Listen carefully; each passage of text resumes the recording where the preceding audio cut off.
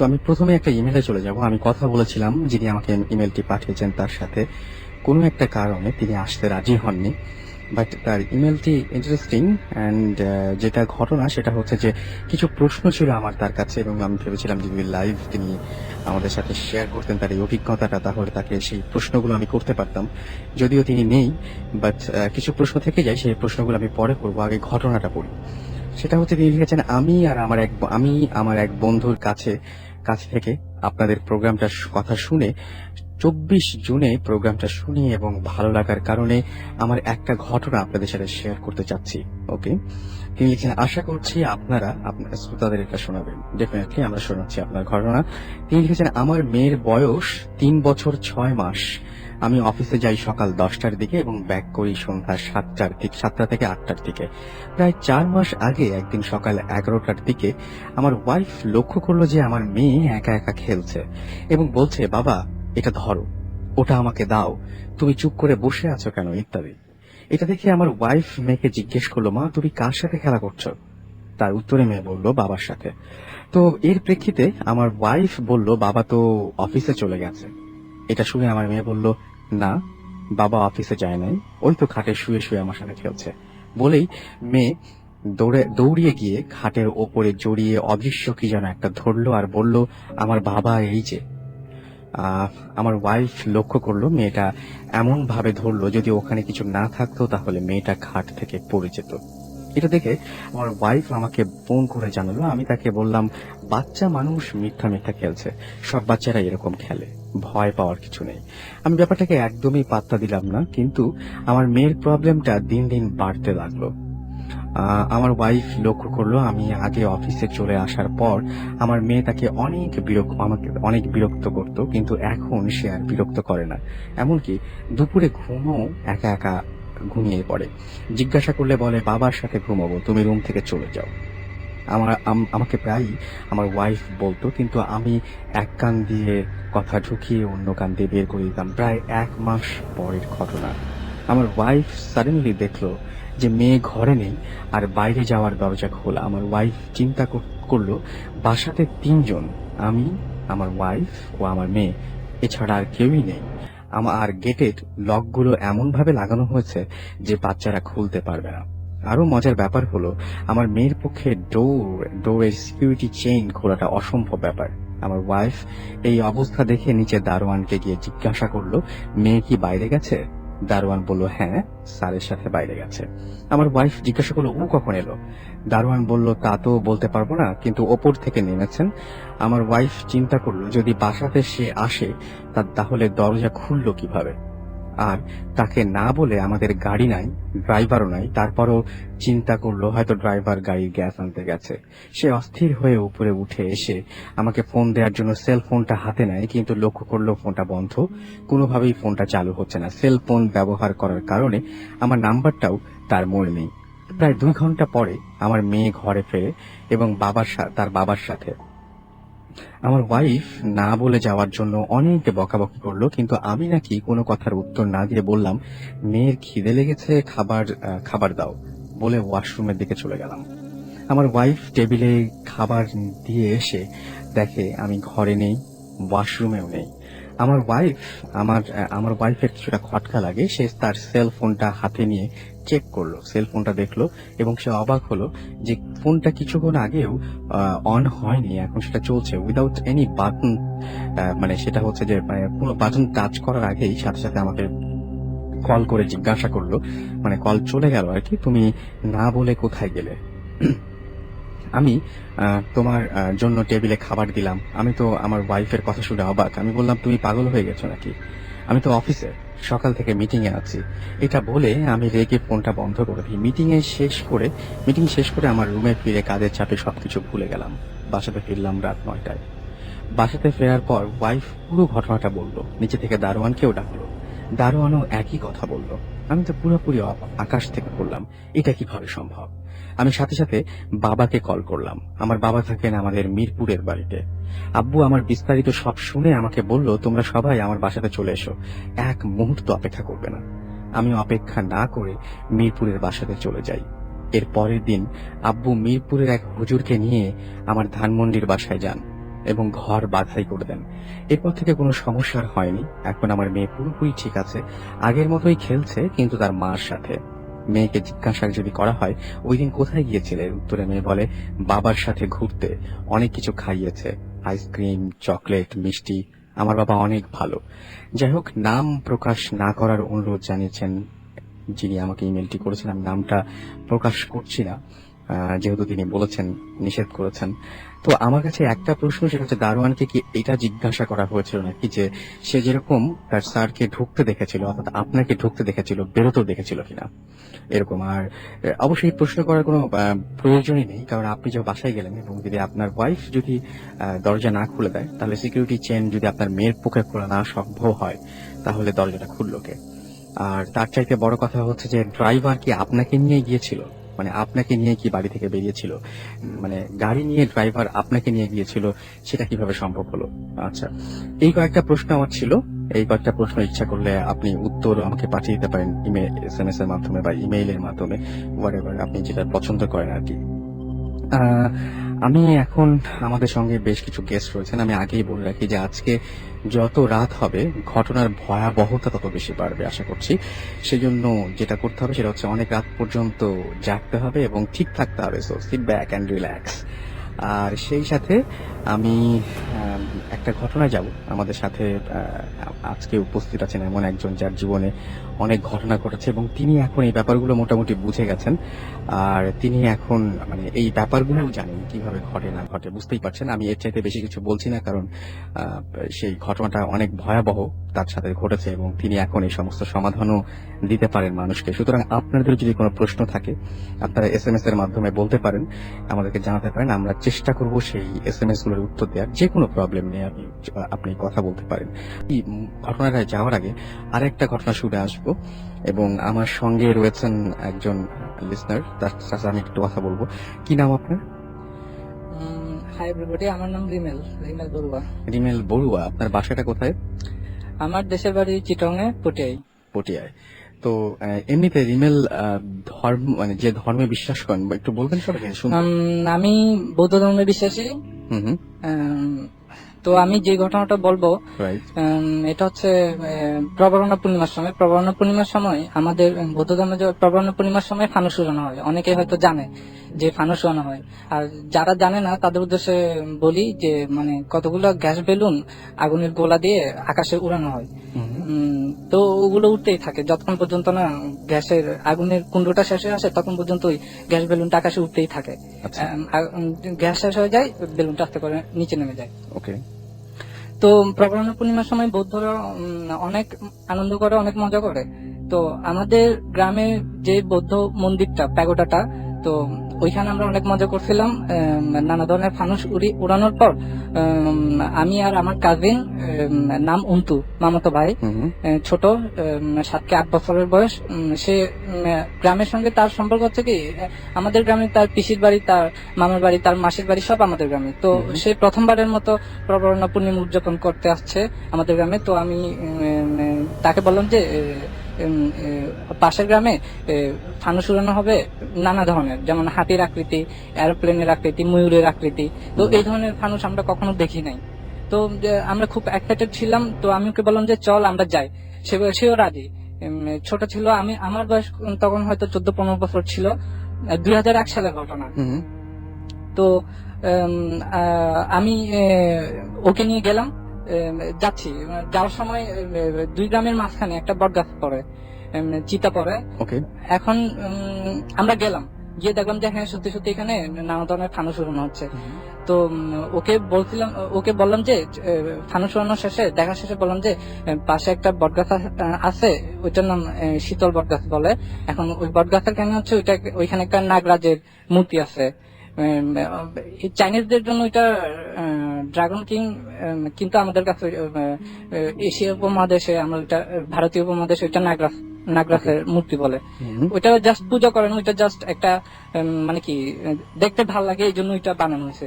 তো ওকে নিয়ে ওইটা দেখতে গেলাম, দেখেও খুব ভয় পাইলো আর মজাও পাইলো। তো এখন আমরা ধরেন 10:30টার দিকে আমরা চিন্তা করলাম যে আমরা ব্যাক করি। মেলা টেলা সব শেষ হয়ে গেছে, এখন থেকে কোনো লাভ নেই, আমরা আমাদের গ্রামে ব্যাক করি। তো আমরা যখন ব্যাক করতেছি ওই চিতা এবং ওই বটগাছের পাশ দিয়ে আমাদের যেতে হয়। আচ্ছা, এখন 2 গ্রামের মাঝখানেই পড়ে, 2 গ্রামের মাঝখানে ওই বটগাছটা এবং ওই চিতাটা, বটগাছের নিচেই চিতা। তো আমি আসার সময় ওকে ভয়ও দেখালাম যে এই এই এই দেখ সাপ যাইতেছে। সে ভয়ে লাফ দিয়ে আমার জড়ায় ধরে, সে ভয় পায়। ওকে মজা করতেছিলাম, আমাদের হাসির চোটে রাতে ভূতও পালাবে এমন অবস্থা। চিতা দিয়ে আসতেছি, আমরা হাসতেছি লাফাই লাফাই, মানে আশেপাশে কেউ নাই, জনবিরল একটা এরিয়া, গ্রামের সীমান্তের পথে, আর আমরা চেঁচাই চেঁচাই হাসতেছি, মজা করতেছি, জাস্ট ফান। এখন তখন সরকারের প্রজেক্ট ছিল যে রাস্তার পাশে ওরা ঝাউ গাছ লাগাই দিয়েছিল। 3-4 বছর পর ঝাউ গাছ গুলো অনেক বড় হয়ে গেছিল। তো আমরা ঝাউ গাছের ফাঁক দিয়ে চারদিকে ঝকঝকে আলো, চাঁদের আলো, আর তারা, আর দেখতেছিলাম যে বিশাল বিশাল বিল, তো গ্রামগুলো ছড়ানো ছিটানো, মানে একসঙ্গে 5টা বৌদ্ধ গ্রাম একসঙ্গে ওই জায়গায়। তো দেখতেছিলাম যে এক এক গ্রাম থেকে তখনও 2-1টা ফানুস উঠছিল।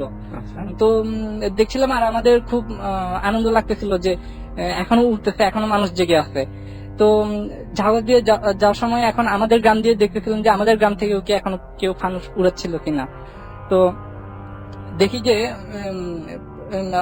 ওইখানে আমাদের গ্রামের সীমান্তে একটা খাল আছে, খালের পাশে, খালের মধ্যে একটা ব্রিজ আছে। তো ব্রিজের পাশে একটা আমাদের লিজেন্ডারি একটা, মানে কি, বৌদ্ধ মন্দির, ভিক্ষুর, মানে কি, আপনি একটু আস্তে আস্তে বলতে পারেন, ধীরে ধীরে মনে করে বলেন, অসুবিধা নেই।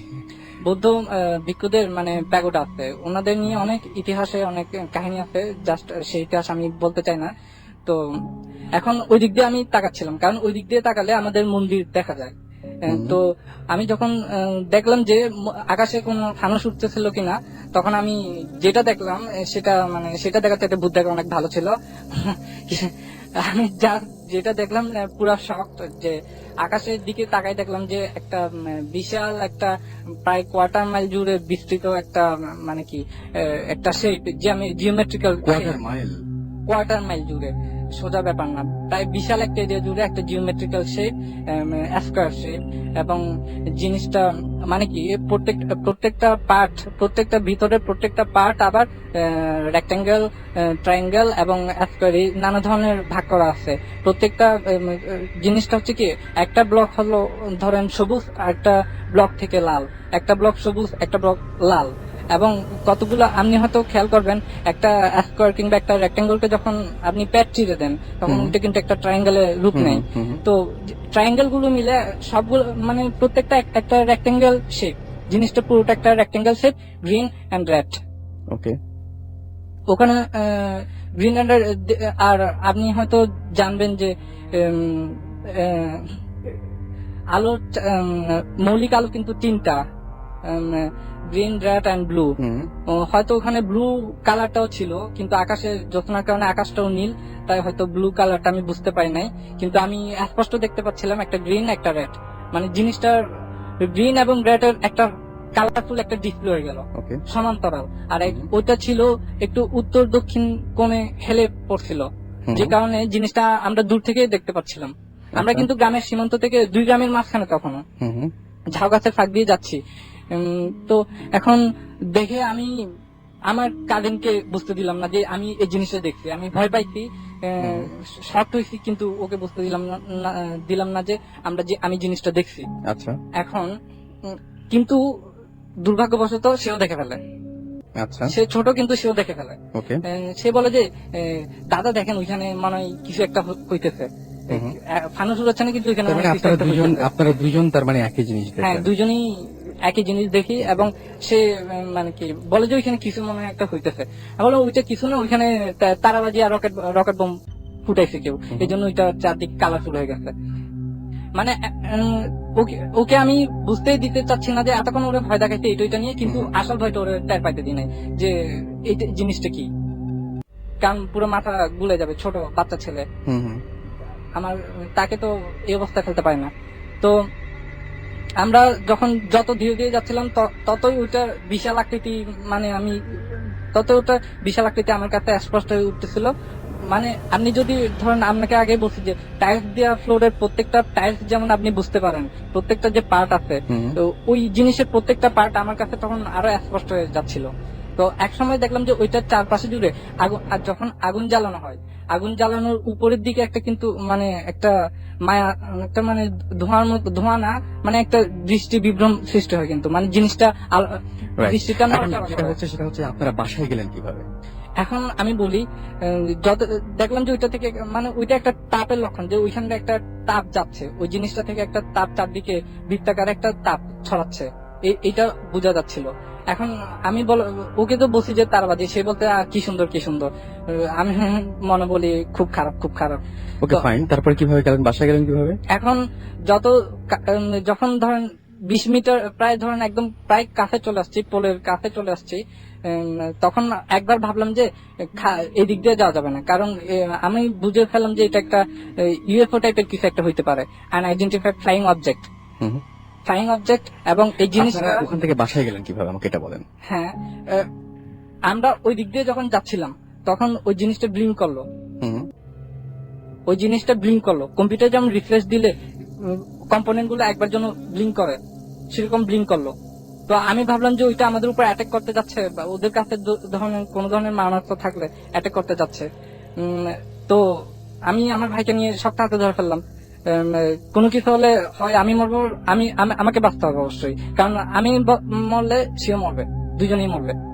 তো আপনারা দৌড় দিয়ে তারপরে বাসায় গেলেন? না, দৌড় দিলাম না, এবং যত কাছে গেলাম হঠাৎ তত করে পুরো ভ্যানিশ হয়ে গেল, ওকে। টোটালি ভ্যানিশ হয়ে গেল। এবং ওই জায়গায় যেখানে আলোর খেলা চলছিল, নানা ধরনের আলোর জিওমেট্রিক্যাল শেড ছিল, ওই শেডটা পুরো ভ্যানিশ হয়ে ওই জায়গায় শুধু দেখলাম যে একটা ধোঁয়া, এবং ওই ধোঁয়াটা মুভ করতেছিল চাঁদের দিকে। মানে কোনো কিছু একটা, আপনি যদি কোনো ধোঁয়ার মধ্যে দিয়ে দৌড়ে যান, ধোঁয়াটা আপনি যেদিকে যাচ্ছেন সেদিকে যাবে না, এই ধোঁয়াটা চাঁদের দিকে মুভ করতেছে। ওকে। সো আপনি এমনিতে যেহেতু আমি বলবো যে মানে তারপরে তার কোনো সমস্যা হয়নি, বাসায় ঠিক মতো পৌঁছে গেছিলেন, রাইট? হ্যাঁ, আর একটা জিনিস বলি ভাইয়া, পরে আমি এই জিনিসটা ক্যালকুলেশন করছিলাম যে ধরেন এটা একটা এসকর্ট একটা স্পেসশিপ, ধরেন এটা ওদের এসকর্ট স্পেসশিপ। ওকে, আমরা সেই মানে ক্যালকুলেশনে যাচ্ছি না। আমরা শুধু বলি যে আপনাদের যে ধর্মের আপনি অবলম্বী, আপনি একটু আগে আমাকে বলছিলেন যে আপনাদের এখানে এরকম ঝামেলা হয়, বা আপনাদের অনেক মানে যারা জানেন না তাদের জন্য বলছি যে আপনারা কি মনে করেন যে আসলে এরকম প্যারানরমাল কোনো জিনিসপত্র বা এই সমস্ত কিছু আছে, আপনারা কি বিশ্বাস করেন এটা? ধর্ম অনুসারে প্যারানর্মাল জিনিস অবশ্যই আছে, হুম হুম। ভূত প্রেত যক্ষ দানব। আচ্ছা, যক্ষটা কি? যক্ষটা হচ্ছে এরা মানে কি সম্পত্তির প্রতি এদের শরীর হয় বিশাল আকৃতির, সারা শরীরে অনেক ঘা পুষ থাকে, ঘা, তো এদের চোখ টোক নষ্ট টষ্ট থাকে, আর এরা মানুষের সম্পত্তির উপর এদের অনেক বেশি নজর, মানুষের সম্পত্তি, মানুষের জায়গা জমি, এইখানে ওরা বসবাস করতে পছন্দ করে অনেক। অলরাইট, আমরা এতক্ষণ রিমেলের ঘটনা শুনলাম, আমরা জানি না যে উনি কি দেখেছিলেন আসলে অ্যাকচুয়ালি কি ছিল সেটা, বাট এমন একটা জিনিস দেখেছিলেন যেটা খুবই আজব। আমি তাকে জিজ্ঞেস করেছিলাম বারবার যে আপনি যেটা দেখেছিলেন এবং একটা বিশেষ দিনে দেখেছিলেন বলে আমি আগ্রহী হয়েছিলাম, এবং আমি বলেছিলাম যে যেটা দেখেছিলেন সেটা সেই ফানুসি কিনা। তো উনি আমাকে এসে যেটা প্রথমে বলেছেন সেটা হচ্ছে যে কোয়ার্টার মাইল জুড়ে একটা ফানুস থাকতে পারে, এটা ইম্পসিবল। তো আমি জানি না যে আসলে সেটা কি ছিল।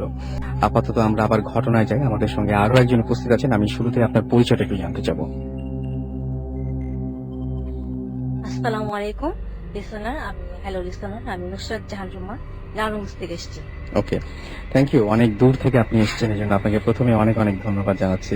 এবং আপনার জীবনে আমি যেটা বলছিলাম এতক্ষণ ধরে, সেটা হচ্ছে অনেক অনেক ঘটনা রয়েছে, জি। সেই ঘটনাগুলো আসলে বলে শেষ করা যায় না, এমন অসংখ্য ঘটনা।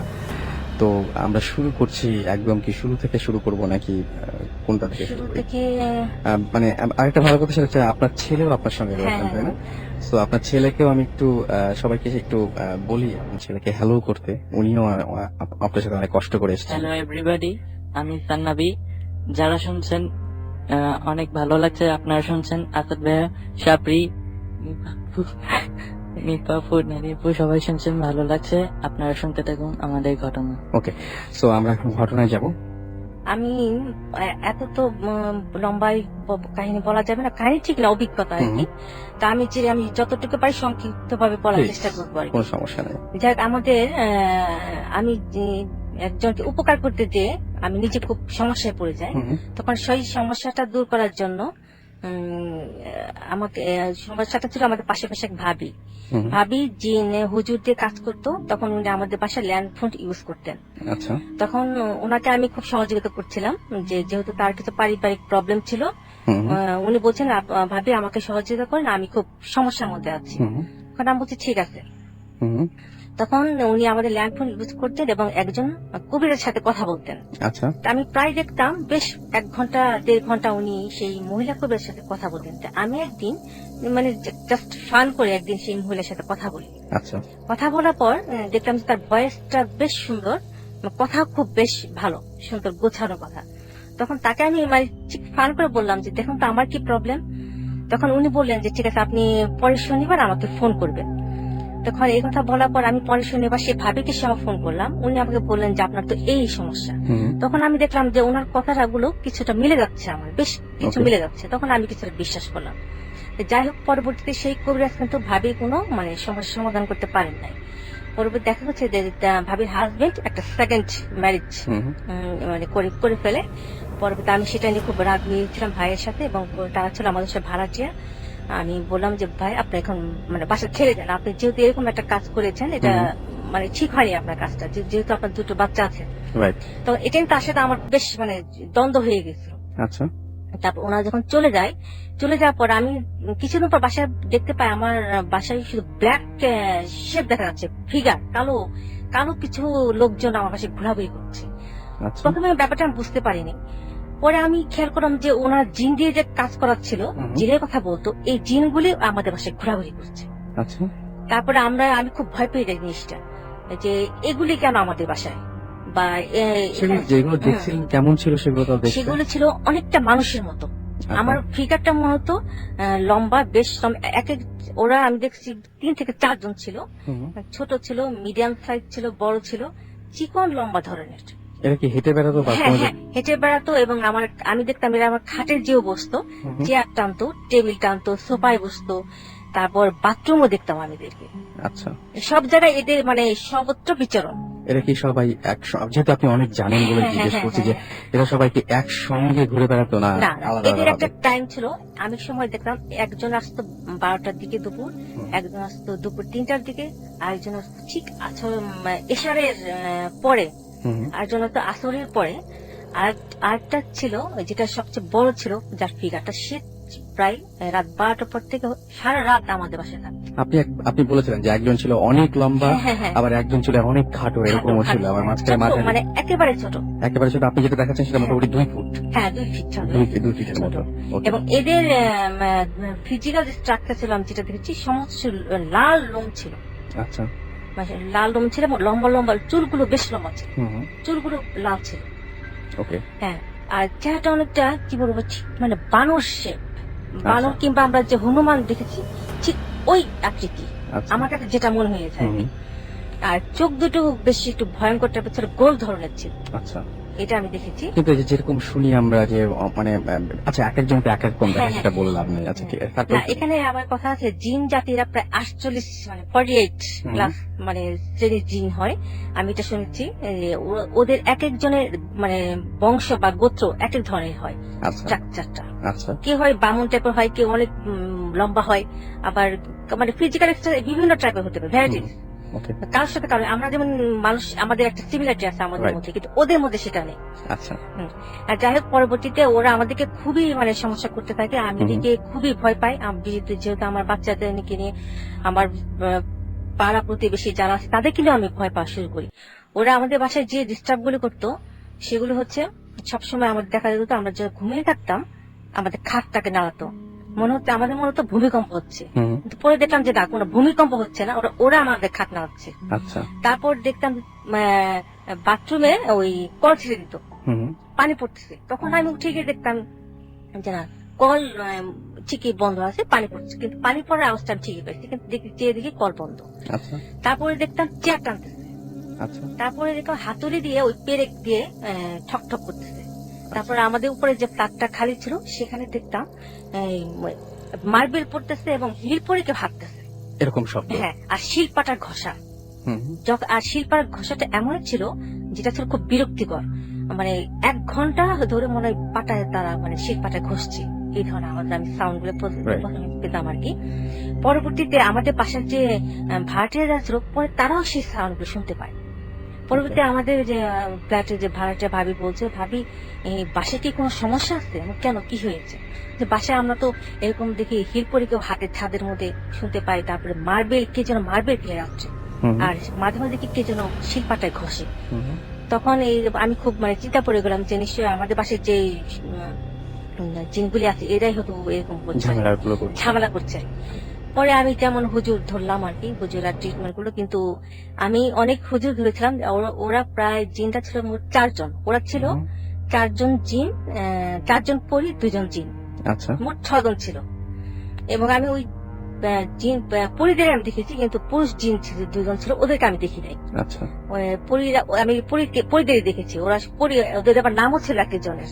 হুজুরা ও আমাকে বলেছিল ওদের এই ধরনের নাম আর কি। এটা হুজুরের কাছ থেকে জেনেছেন হ্যাঁ, আপনি? হ্যাঁ। আচ্ছা, আপনাকে নাম শুনতে চান? হ্যাঁ, থাক, নাম না বলাই ভালো। হ্যাঁ, সেটাই। তবে যে পরিটা সবচেয়ে বেশি দুষ্ট ছিল, আমি তার জি। নামটা বলি। জি, তার নাম ছিল বানেসা। বানাতা। হ্যাঁ। আচ্ছা, আচ্ছা, সবগুলি নাম বলি কারণ আচ্ছা, ওরা ঠিক আমাকে আছে, এতটাই ডিস্টার্ব করছে, ওদের প্রতি আমার কিন্তু প্রচন্ড একটা আক্রোশ হয়ে গেছে এখন। আচ্ছা, একটা নাম ছিল বানেসা, একটা নাম ছিল সখিনা, আর একটা নাম ছিল মহসেনা, আর একটা নাম ছিল জাইতুন। আচ্ছা, সবচেয়ে দুষ্ট প্রকৃতি ছিল বানেসা আর জাইতুন, এই Okay. 2টা পরি। ওরা আমার বাচ্চাদের পর্যন্ত টর্চার করছে, বিশেষ করে আমার মেয়েকে। এই হুম। 2টা পরি আপনার মেয়েকে আপনি বলছেন যে এখন সে বেশ উইক ছিল হ্যাঁ, মাঝখানে। হ্যাঁ, হ্যাঁ, আমার মেয়েও কিন্তু দেখেছে। আচ্ছা, ওর রাত্রে যে পা ধরে টান দিত, ও বুঝতে পারতো যে আম্মু আমার পা ধরে রাত্রে কিছু টানে। তখন আমি প্রথমবার মনে করছি আমি মেয়ে বোধহয় ভুল বলছি, বা আমি বলছি না এটা কিছু না, তুমি ভয় পেও না। পরে দেখি বারবার সে একই কথা বলে। পরে আমি বুঝলাম যে নিশ্চয়ই কোনো একটা ঘটনা আছে। আচ্ছা, তো আমার মেয়ে দেখতে পেলো যে একদিন তাকে কেউ আমার মতো রূপ ধরে তাকে টানতেছে, আচ্ছা। আম্মু আমাকে টানতেছে।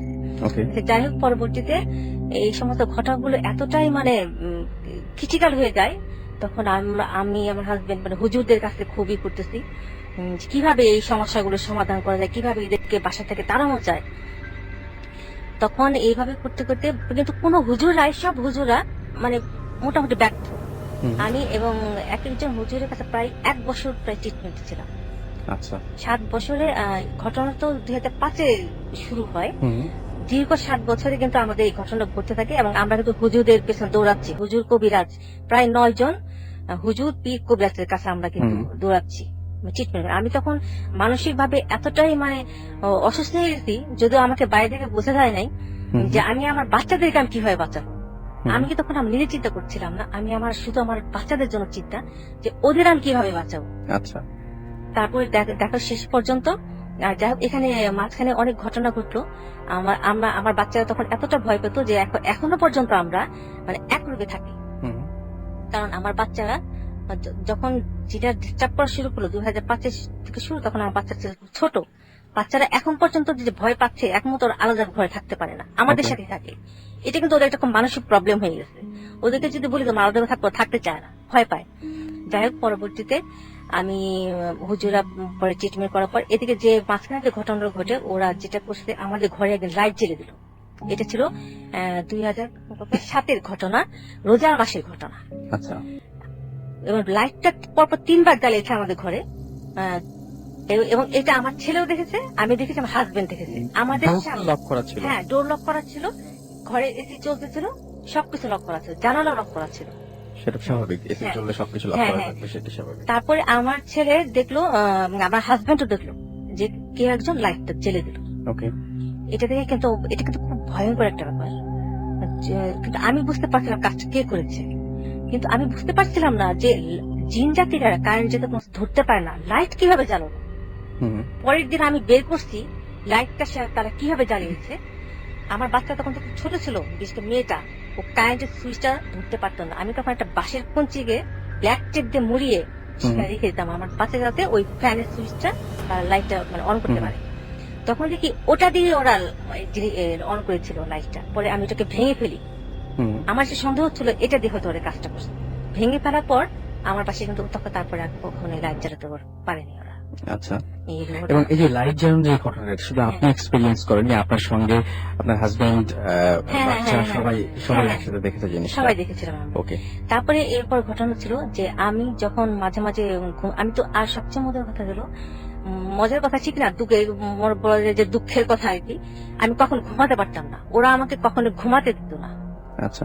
কখনোই আমি যখনই ঘুমাতাম তখনই আমাকে হয় ধাক্কা দিত, চুল ধরে টান দিত, না কাপড় ধরে টান দিত, এরকম ধরনের যন্ত্রণা করতো। তো তখন আমি কি করতাম, বসে থাকতাম আর ঘুমাতাম না। বিশেষ করে রাত 3টার পরে, আমি 2টার পরে আমি কখনোই ঘুমাতাম না। আচ্ছা। আর বসে বসে আমি আমার বাচ্চা বা হাজবেন্ডকে পাহারা দিতাম রীতিমতো। তারপর একদিন আমি মানে পানি খাওয়ার জন্য ঘর থেকে বের হয়েছি, ঘর থেকে বের আমি ডাইনিং স্পেসে গেছি, দেখি আমার পাশে আর একটা সামনে একটা বেডরুম, দেখি আমি ঠিক আমার মতো একজন আমি সেখানে দাঁড়িয়ে আছি। ওকে, এটা তো খুব ভয়ঙ্কর। হ্যাঁ, এটা দেখে আমি মানে সেখান থেকে একদম মানে মুভ করতে পারছি, আমি সেখানে দাঁড়িয়েছিলাম, যেটা আমি কি দেখলাম। হুম। যাই হোক, এটা দেখার পর আমি তাড়াতাড়ি করে পানি না খেয়ে আমি ঘরে চলে যাই। ওকে। এই তারপর কিছুদিন পর আমি ঠিক একই ঘটনা আবার দেখি, আচ্ছা। আবার আমি আমার নিজেকে দেখতে পাই, আচ্ছা। কিন্তু আমার এক সাইড আমি দেখতে পাচ্ছিলাম, কিন্তু আমি যে ফুল পেগাটা না, মানে যেমন এক আপনি আপনার সাইড, ফেস দেখতে হ্যাঁ পাচ্ছিলেন না, হ্যাঁ হ্যাঁ, ফেস কিন্তু দেখতে আমি আমাকে আমার এক সাইড, আমার একটা প্রোফাইল, একটা প্রোফাইল দেখতে পাচ্ছিলাম, সেটা দেখতে পাচ্ছিলাম। তখন আমি এটা দেখে আমি খুব ভয় পেয়ে যাই। পরে আমি আর পানি খাওয়ার জন্য বের হতাম না কখনো, তখন বোতলে ভরে আমি একেবারে ঘরে দিই। ঘরে নিয়ে। হ্যাঁ, এরপরে যেটা ঘটনা হয় সেটা ছিল, সেটা একটু উইয়ার্ডই বটে। একদিন এক হুজুর আমাদের তখন যে হুজুরটা আমাদের ট্রিটমেন্ট করতেন তার সাথে আমার একটু দ্বন্দ্ব হয়ে যায়। আমি হুজুরকে বলছিলাম, আপনি কি ধরনের ট্রিটমেন্ট করেন, এটা তো যাচ্ছে না, আপনি তো, উনি বলছেন না, আপনার জন্য আমরা অনেক কষ্ট করতেছি, আপনি তো বিশ্বাস করছেন না। তখন আমি বলছি, না, আপনাদেরকে আমি আর বিশ্বাস করতে পারছি না, আর থাক, আপনার ট্রিটমেন্টের দরকার নেই, আমার ভাগ্যে যা আছে হবে। তখন হুজুরের সাথে এক কথায় প্রায় তার সাথে আমার কিছুটা মানে তর্ক বিতর্ক হয়ে যায়। তো রাতের বেলা, এটা হ্যাঁ সেদিন রাতের বেলা, ঠিক আমার মনে আছে রাত 12:15 বাজে, তখন সেদিন আমার হাজবেন্ড অন্য ঘরে শুয়েছিল, আমার ছেলে, আমি, আর পাশে বেড আমার মেয়ে। শোয়ার সময় আমি বাথরুমের লাইট সবসময় চালানো থাকে, আর ঘরটা বেশ কিন্তু মানে লাইট, মানে আলো।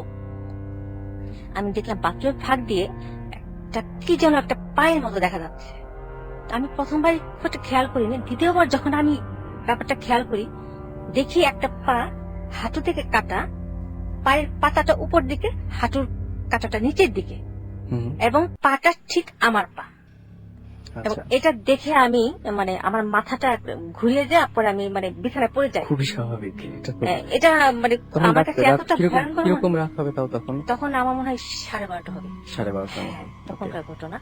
তারপর যখন আমার মানে একটু সেন্স আসে, তখন আমি ভাবছি আমি কি দেখলাম এটা। আমি পরবর্তীতে কিন্তু এটা কিন্তু আমাকে খুব মানসিক ভাবে খুব সমস্যা করছে, কারণ আমি যখন বাথরুমে যেতাম তখন মনে হয় আমি এটা আমার সাথে আছে, আমি যখন যেখানে যেতাম আমার কাছে মনে হতো এই কাটা পাটা আমি দেখতে পাচ্ছি। এই ধরনের একটা মানে সমস্যা হয়ে গেছে। পরে যাই হোক, আস্তে আস্তে সেটা কেটে যায়।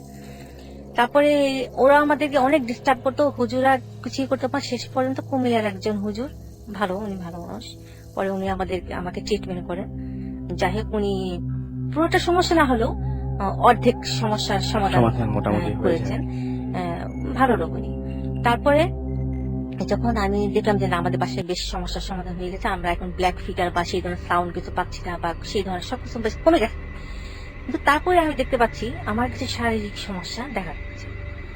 কি সমস্যা সেটা রাত 12টা বাজলে আমি দেখতাম, যখন আমি বিছানায় শুতে যেতাম, আমার মনে হতো কতগুলো সাপ এবং বিচ্ছা বা কিছু বিষাক্ত কিছু যে কিচ আমার পা দিয়ে বেরিয়ে উপরে উঠতো। আচ্ছা। এবং প্রথমে হাঁটুর কাছে থামতো, আবার 2 হাত দিয়ে উপরে উঠতো। আমি ভেবে পাচ্ছিলাম না যে এটা কি, বা সে জিনেরা আবার ব্যাক করলো কিনা, বা ওরা খুব অ্যাগ্রেসিভ কিনা, আমাকে মানে ক্ষতি করার জন্য, আরো কি মানে জাদুমন্ত্র করার জন্য, কি জাদুমন্ত্র আমি কি করতেছে, আমি এটাই ভাবছিলাম যে ওরা নিশ্চয়ই আমাকে ব্যাক করছে। কিন্তু পরে কিন্তু আমি কোনো কালো ফিগার বা ওদেরকে কাউকেই যেভাবে দেখতাম দেখতে পেলাম না। পরবর্তীতে যখন এটা আমার এই সমস্যাটা বেড়ে যায়, আমার যখন রাত 12টা বা 4টা পর্যন্ত আমার এই যন্ত্রণাটা হতো, আমি চিৎকার করে কাঁদতাম। আমি পাশের রুমে যে চিৎকার করে কাঁদতাম যে এটা আমার মানে কি হলো। তখন আবার আমার হাজবেন্ড আবার আমার বাচ্চাদের সঙ্গে শোয়। আমি তখন আমার হাজবেন্ডকে ওই আবার একা থাকতে দিতাম না, কারণ আমার ভয় হতো যে ও জিনেরা ক্ষতি করতে পারে, যেন তাকে আবার পরে ওদের সঙ্গে থাকতে দিতাম, একসঙ্গে থাকতাম আমরা। তারপর যাই হোক, এরকম আমি পাশের রুমে যে চিৎকার কাঁদতাম, আমার এটা কি হচ্ছে, মানে এরকম কেন লাগে, মনে হচ্ছে যে এরকম যন্ত্রণার মধ্যে আমি আর কখনোই যখন জিনেরা আমাকে যন্ত্রণা করে তখন আমার এতটা যন্ত্রণা ছিল না। হুম, যাই হোক, পরবর্তীতে আমার মনে আছে এটা শিশির ঘটনা, সেদিন ছিল শুক্রবার। এভাবে আমি আবার সেই সমস্যা, মনে হলো কতগুলো বিচ্ছু এবং সাপ আমাকে মানে কামড়ে ধরছে শক্ত ভাবে। হুম, আমি তখন মানে চিৎকার করে কাঁদতেছি, আর আমার একটা বাসায় একটা মাংস কাটা ছুরি ছিল, সেই ছুরিটা দিয়ে আমি তখন আমার কাপড় চোপড় আমি সব মানে করে ফেলছি, ছিল না আমার। আমি ছুরিটা দিয়ে পা থেকে মাথা মানুষ মেসেজ করতেছি, হুম, এবং আমার জায়গা জায়গা কিন্তু হাতটা কেটে গেছে, পা কেটে গেছে, কিন্তু তবুও আমি করতেছি, কারণ আমি যন্ত্রণা আমি সহ্য করতে পারছিলাম না। যাই হোক, এটা গেল শেষ। তারপরের দিনের ঘটা, তখন যখন আর সবসময় মনে হতো যখন আজান দিত তখন আমার এই ব্যথা কিচ্ছু থাকতো না। আচ্ছা, আজান দেওয়ার সাথে সাথে আমার ব্যথা সব মানে শেষ। পরের দিন আমাদের বাসায় যে দারোয়ান ছিল, ও আমাকে একটা তাবিজ দিলেন যে আপা আপনি তো অনেক তাবিজ করছেন, হুম, অনেক কিছু করছেন। ও তখন আবার সেই সময় আমি খুব রাগ হয়ে আমার সঙ্গে যা তাবিজ ছিল হুম, আমি রাগে খুলে ফেলেছিলাম। হুম, হুম, হ্যাঁ, এটা মানে খুলে ফেলেছিলাম যে আমি এখানে এইসব বিশ্বাস করি না, কারণ আমার কোনো হুজুর কবিরাজ এইসবে কেউ আমার কোনো হয়তো ভালো বিশ্বাস, করতে পারবে না। হ্যাঁ, কেউ ভালো করতে পারবে না। আল্লাহর উপর ভরসা ছাড়া আমার আর কোনো উপায় নেই। হুম, যাই হোক, পরবর্তীতে যখন ও আমাকে তাবিজটা এনে দেয় যে আপা এটা একটু পরে দেখেন কেমন লাগে, তা আমি বলছি ঠিক আছে, ও পরে পড়বো, দেখা যাবে। আমি ভুলে গেছিলাম তাবিজটার কথা।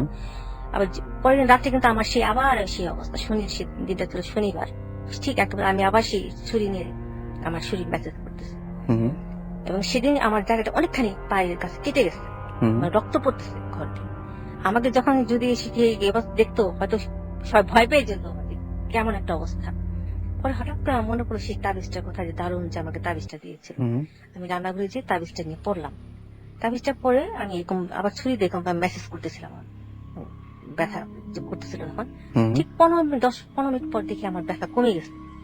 এরপর প্রায় 20-25 মিনিট পর দেখি ব্যথা আরেকটু কমে গেছে। আচ্ছা, 1 ঘন্টা পর দেখি ব্যথা অর্ধেক কমে গেছে। তারপরে 2-3 ঘন্টা পর দেখি ব্যথা প্রায় কমে গেছে। যখন রাত 4টা বাজে আমি দেখি আমার ব্যথা নেই। তখন ভাবলাম যে তাবিজটা কি আমাকে কাজ করলো। পরের দিন দেখি আমার কোনো ব্যথা নেই, পরের দিন রাতে দিয়ে আমার কোনো ব্যথা ছিল না। আচ্ছা, তখন আমি তাকে বললাম তোমাকে এই তাবিজটা কে দিয়েছে, তাকে নিয়ে আসো। তখন উনি এসে বললো, উনি আসলো, বললাম আপনি কোথা থেকে তাবিজটা, কিভাবে তাবিজটা দিলেন, আমার কি হয়েছে? হুম, বলে আপনি জানেন না আপনার কি হয়েছে? না তো। আমি হ্যাঁ, আমার জিনের সমস্যা আছে। হ্যাঁ, সেটা তো আছে, জিন আপনাকে ডিস্টার্ব করে সেটা তো আমি জানি, কিন্তু আপনাদের যে কুফরি করছে সেটা আপনি জানেন না? না তো। আপনার শরীরে যন্ত্রণা হতো, এটা কুফরি করার জন্য আপনার শারীরিক এরকম সমস্যা হয়েছিল। ওকে, তারপরে উনি আমাকে বলে দিল যে কারা আমাকে কুফরি করছে। হুম, দুজনের নাম বললো, যে দুজনের নাম ঠিক না, মানে দৈহিক ফিজিক্যাল স্ট্রাকচার বর্ণনা দিল যে এরকম দুজন লোক। তখন আমি চিনতে পেরেছিলাম যে দুজন কে।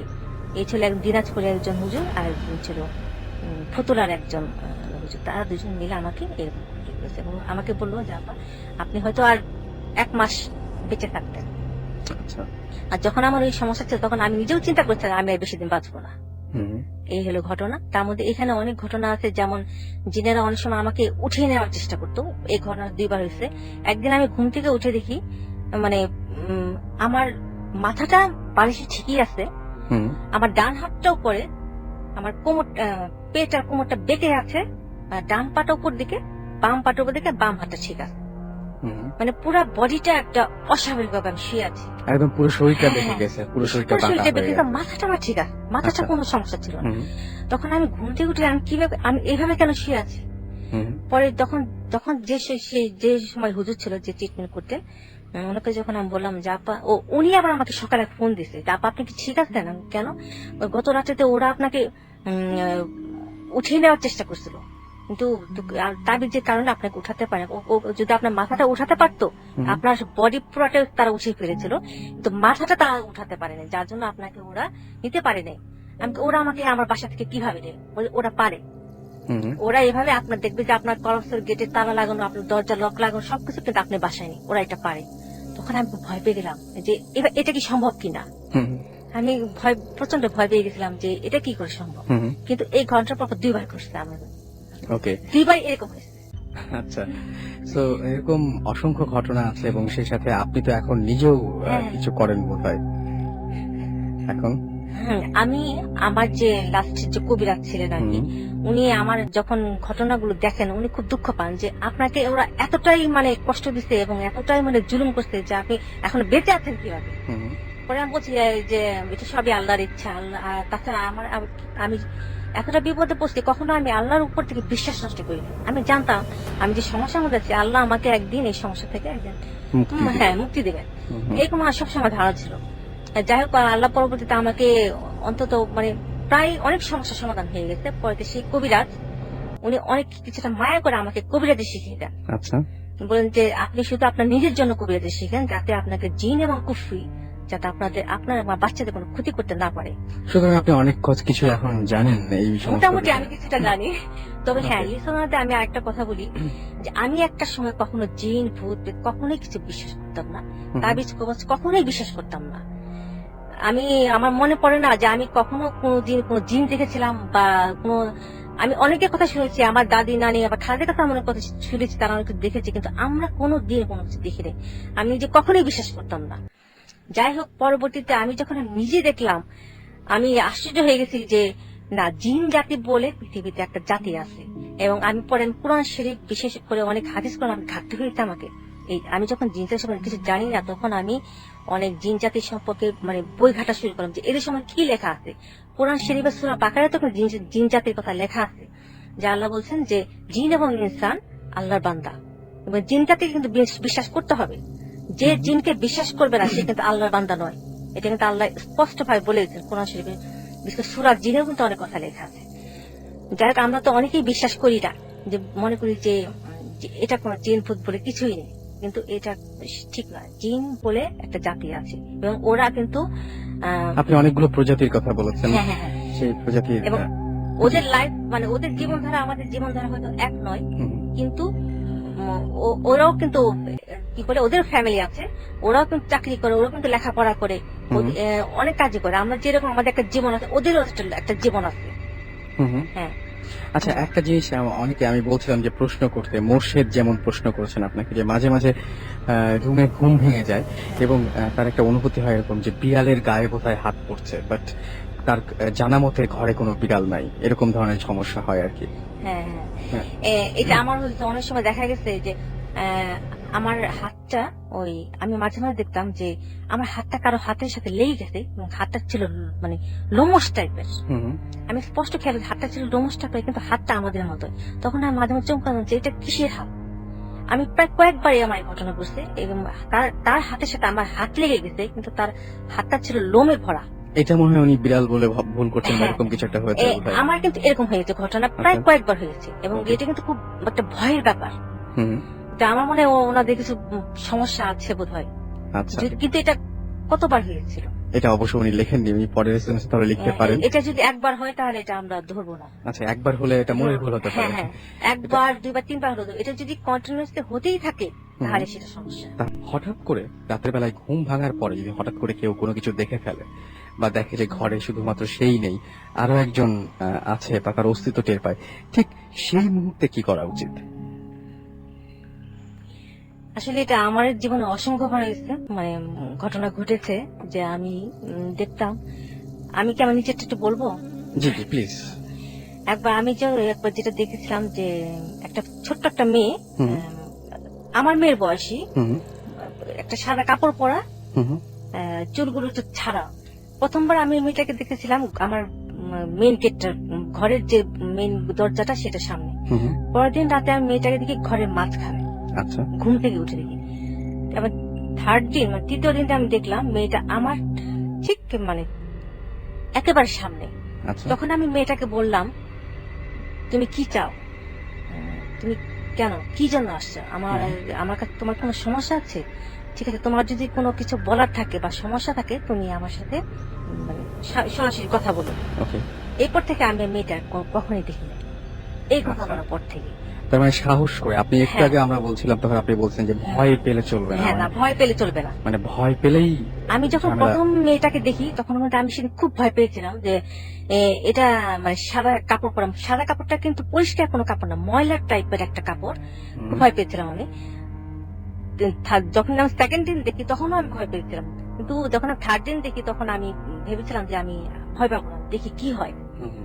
এরপর থেকে আমি এটাকে আর কখনো দেখিনি। আর কখনো না, দেখেননি? আমি দেখিনি। ওকে, তো অনেকেরই অনেক ঘটনা আছে আসলে, অনেকে অনেক কিছু শেয়ার করতে যাচ্ছেন, অনেকে অনেক প্রশ্ন করছেন এবং অনেকে বলছেন যে অনেক বেশি ভয় পাচ্ছেন। তো একটা কথা বলবো, সেটা হচ্ছে ভয় পেলে চলবে না, যে কোনো মুহূর্তেই ভয় পাওয়া চলবে না। আমাদেরকে এসএমএস করেছেন গাজীপুর থেকে মৌ, এবং আমাদেরকে এসএমএস, আচ্ছা তিনি বলছেন যে মাঝে মাঝে ম্যাক্সিমাম সময় তার যেটা হয় যে বোবায় ধরে, অনেকের এই সমস্যা আছে যে বোবায় ধরার এই সমস্যাটা, এবং এটারও কি সমাধান আছে? আচ্ছা, আমি বোবাই ধরার তাহলে একটা ঘটনা আমাকে বলতে হয়। হুম, আমি যেটা নিজের চোখে দেখেছি। আমরা আগে বলছি যে আমরা কিন্তু মানে সবাই এক রুমে থাকি। আমার মনে হচ্ছে তখন আমি একজন হচ্ছে ট্রিটমেন্ট ছিলাম, যার সাথে আমার খুব ঝগড়া হয়েছিল, দ্বন্দ্ব হয়েছিল। একদিন রাতে দেখি আমার সাহেবে, মানে আমার হাজবেন্ড, উনি মানে বোবাই ধরলে যেরকম করে উনি এরকম সাউন্ড করছে। তা আমি তাকে দেখি, ওর প্রায় সমস্যা, তো এটা আমার সমস্যা হতো প্রায়। দেখি আমি প্রথমবার আমি আমার চোখটা মানে ভালো করে মুখে কান আমি দেখতে পাচ্ছিলাম যে ঘরের মাঝখানে একটা লম্বা কিছু দাঁড়িয়ে আছে। তা আমি এটা ভালো করে দেখার জন্য আমার চোখ কিন্তু ওড়না দিয়ে আমার চোখটা মুছে নেই যে আমি এটা কি দেখতে পাচ্ছি। তখন যখন আমি দেখি ওর মাথাটা ছাদে গিয়ে ঠেকছে, মানে এত লম্বা মাথাটা ছাদের উপর, ছাদের কাছে, আর চিকন টাইপের, আর কালো একটা পোশাক পরা একটা লোক, সে ঝুঁকে আমার হাজবেন্ডের বুকের কাছে হাত দিয়ে আঙুল দিয়ে বুকের কাছে আঙুলটা ধরে রাখছে। আর তখন আমার হাজবেন্ড করছে, সাউন্ড করছে, বোবাই ধরলে যেরকম করে সেরকম সাউন্ড করছে। আমি তখন ভেবে পাচ্ছিলাম না যে সে কি ওটা ও এরকম করছে নাকি আমার হাজবেন্ড এরকম করছে, আমি ভেবে পাচ্ছিলাম। তখন আমি উঠে বসি, আমি যখনই উঠে বসি তখন সেটা আমার চোখের সামনে মিলে যায়, সেই লোকটা কাল ব্ল্যাক ফিগারটা মিলে যায়, এবং হাজবেন্ড দেখলাম তার সাউন্ড বন্ধ হয়ে গেল, সে কিন্তু সে উঠলো না, সে বাম দিকে ছিল, তখন তার ডান দিকে কাত হয়ে শুয়ে গেল। ওকে, সুতরাং ওই যে পাশ ফিরলেও অনেক সময় বা পাশে কেউ থাকলে সেটা এটা আমি দেখেছিলাম বোবাই ধরার ঘটনাটা, কিন্তু আমার মনে হয় যে বোবাই ধরার ব্যাপারটা একটু মানে ব্যাপারটা খুব একটা মানে ভালো না আর কি, এটা যতটা এটা করা যায় আর কি, অ্যাভয়েড করা যায়, যাতে না হয় সেই ব্যবস্থা করতে হবে। তো এই ব্যবস্থা তো নিশ্চয়ই যে শোয়ার সময় অনেক সময় শোয়ার সময় একটু সাবধানে শুতে হবে, দোয়া পড়ে শুলে ভালো হয়, সূরা টুরা পড়ে শুলে ভালো হয় আর কি। ওকে, এবং আদনান বলছেন যে তিনি অনেক সময় মৃত মানুষদের দেখেন এবং এটা তার একদমই ভালো লাগে না, সেই সমস্যাটা তিনি আমাদেরকে বলেছেন। তো আমরা এই সমস্ত জিনিস নিয়ে আবারও ফিরে আসবো একটু পরে। তার আগে আমাদের আরো একজন গেস্ট রয়েছেন, তিনি একজন পেশায় একজন মানে তিনি ডাক্তার হতে যাচ্ছেন আর কি। তো তার সাথে তার একটা ঘটনা আছে, তিনি শেষ করতে পারেননি, তিনি বলেছিলেন যে শেষ করবেন আজকে, ছোট্ট করে সেই ঘটনাটা আমি বলবো, মানে তিনি বলবেন আজকে আমাদেরকে। আমি অনুপ, এটা আমাদের ফার্স্ট ইয়ারের ঘটনা। আমরা যখন প্রথম ভর্তি হই, তো যখন ভর্তি হই তখন আমরা খুবই এক্সাইটেড ছিলাম, যেহেতু ফার্স্ট মেডিকেলে ভর্তি হয়েছি, আমাদের একটা স্বপ্ন পূরণ হইতেছে। তো আমাদের মেডিকেলে 3টা ডিপার্টমেন্ট, মানে ফার্স্ট ইয়ার 3টা ডিপার্টমেন্ট, অ্যানাটমি, বায়োকেমিস্ট্রি, ফিজিওলজি। তো অ্যানাটমিটা হলো, অ্যানাটমিটার আবার একটা ভাগ আছে, সেটা হলো আমরা ডেড বডি নিয়ে ডিল করি, ওখানে আমরা ডিসেকশন বলে ওটাকে। তো ওখানে আমরা ডেড বডি দিয়ে আমাদের প্র্যাকটিস করতে হবে। তো আরেকটা ঘটনা বলি যে আমাদের কলেজ আর আমাদের বয়েজ হোস্টেলের পাশাপাশি। তো আমাদের অ্যানাটমি ডিপার্টমেন্ট হলো 3rd ফ্লোরে, আর আমাদের boys hostel 3rd floor, 4th floor আর 5th ফ্লোর মিলে আমাদের বয়েজ হোস্টেল পাশের বিল্ডিং এ। তো 3rd ফ্লোর থেকেই আমাদের যে বড় ভাইরা আগে আমাদের যখন ভর্তি আমাদের অনেক কাহিনী বলতো যে ওই 3rd ফ্লোরে যেহেতু আমাদের হোস্টেল আছে, ওইখান থেকে বিভিন্ন রকম আওয়াজ শোনা যেত খুব রাতের দিকে। এবং যেহেতু মানে অ্যানাটমি ডিপার্টমেন্টের লেভেলে যে রুমটা পড়ে, তো ওই কিন্তু বিভিন্ন রকম আওয়াজ হয়, বিশেষ করে স্ট্রেচার যে টানার যে আওয়াজটা, টেনে নিয়ে যে আওয়াজটা, খুব ভয়ঙ্কর আওয়াজ, খটখট করে পড়ে যে আওয়াজটা হয়। তো ওই রুমটা পাশাপাশি রুমে কেউ থাকতে চাইতো না।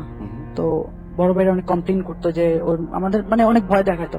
তো আমাদের মধ্যে কয়েকটা ফ্রেন্ড ছিল, বা আজাদ, সুজন, ওরা মানে বলছিল চল আমরা দেখি জিনিসটা।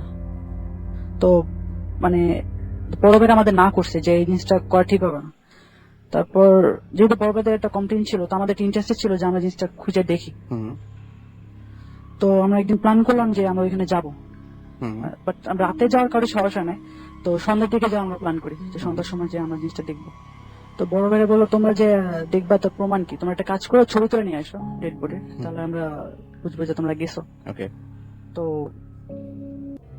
ডেড বডি কিছু কাহিনী বলি, আমাদের ওখানে 4টা ডেড বডি ছিল অ্যানাটমি ডিপার্টমেন্টে। আর আমাদের ডেড বডি গুলো মানে এর মেইন ফ্যাক্টর হলো সবগুলো বেওয়ারিশ লাশ, মানে এদের কোনো ঠিকানা নেই। তো এর মধ্যে একটা ডেড বডি ছিল বৃদ্ধ লোকের, আর দুইটা ছিল ইয়ং, মানে মধ্যবয়সী। আরেকটা ডেড বডি, মানে যা তিনটা থেকে খুব আনইউজুয়াল, একটা মেয়ের ডেড বডি।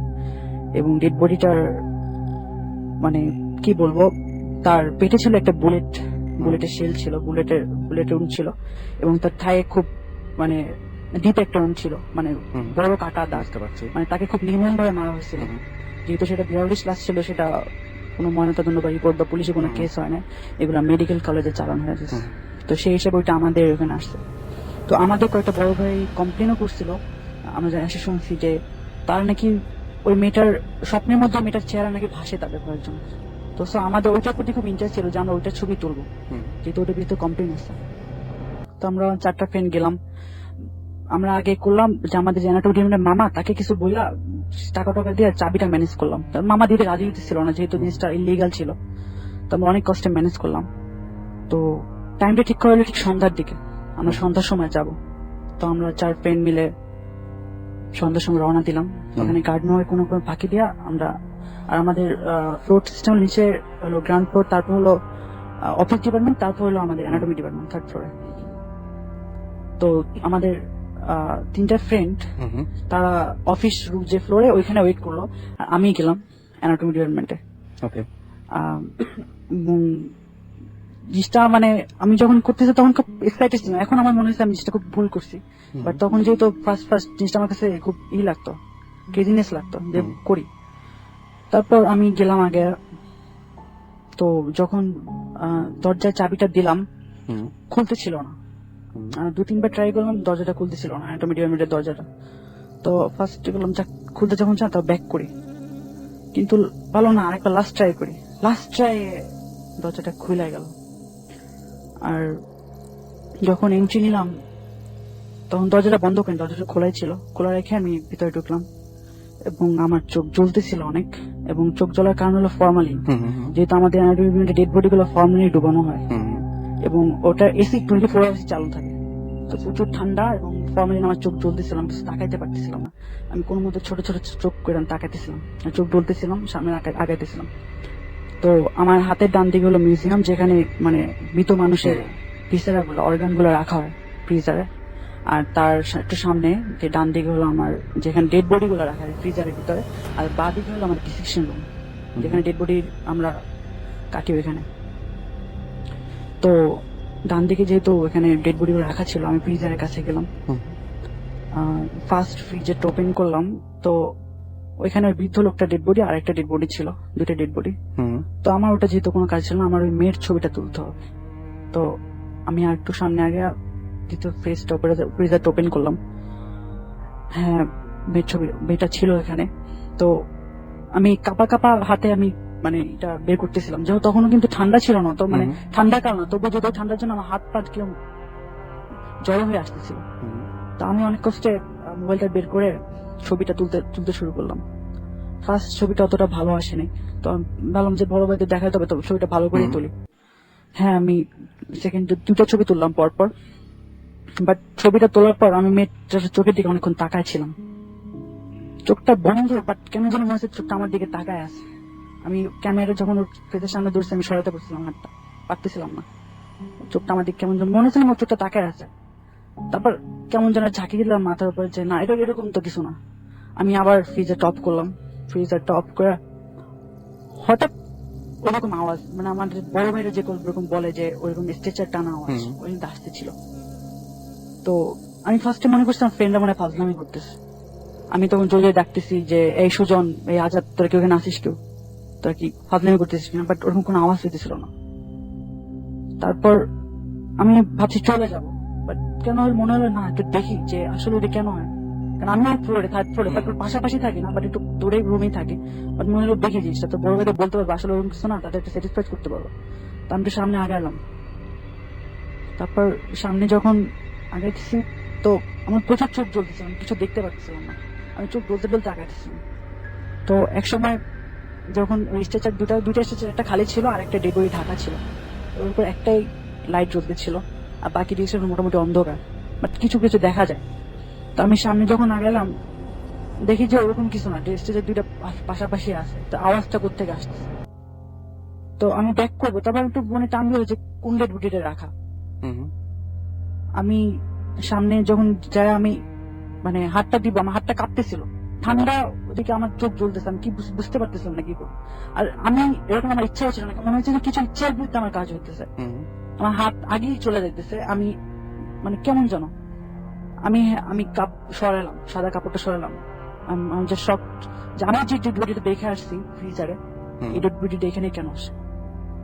আপনি একদম এক্স্যাক্টলি ওইটাই ওই ডেড দেখছেন। বডিটাই দেখছি, আমি দেখতেছি ওই ডেড বডিটা এখানে রাখা।